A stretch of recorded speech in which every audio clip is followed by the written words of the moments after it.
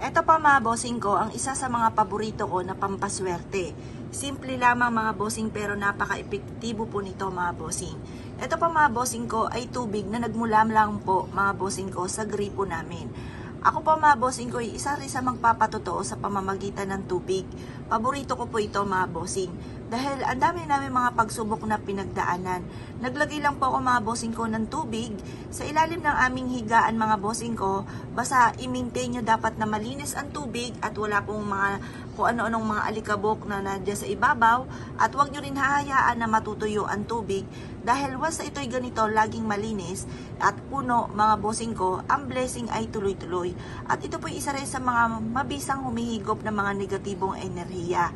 Kaya kung kayo po mga bossing ko nag-iisip na mga simple lamang na mga pamamaraan, ang tubig mga bossing ko na malinis, ang irirekomenda ko po sa inyo.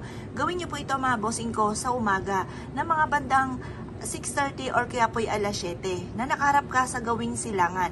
Sa silangan lagi mga bossing. Kasi sa silangan, yan po ay pataas ang sinag ng araw.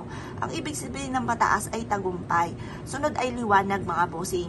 Yan po ay liwanag ng buhay tungo sa ating tagumpay. At ang kalura naman ay lubugan mga bossing. At sunod ay tagdilim. Pangit ang ibig sabihin po noon mga bossing. Ngayon pa mga bossing, ibulong nyo sa tubig. Tapos pasulyap-sulyap ka sa liwanag ng sinag ng araw sa silangan. Sabihin nyo po sa pamamagitan ng pampaswerteng ito ay siksik-liglig at umaabot. Maraming blessing ang darating sa akin. Kailanman na hindi na ako mamumblema tungkol sa usapin ng pera. Yayaman ako at magiging matagumpay. Lahat ng mga pinapangarap ko ay aking makakamtan. Ganon ang mga pag-wish na walang gamit na sana, direct to the point mga bossing.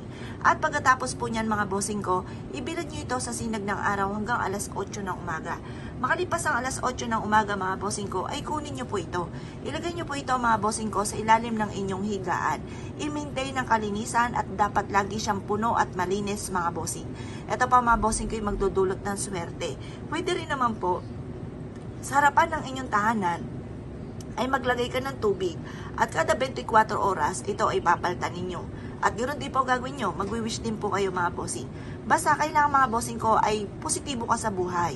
Kung ikay gumagawa ng ganito at ikaw ay nega, na ikaw mismo kumukontra sa inyo po mga pinapangarap, nako mga bossing, huwag nyo nang asahan na kayo po'y suswertihin. Dahil maaaring makaka-attract ka lamang ng negatibo at maiinis ka lamang sa mga ganito.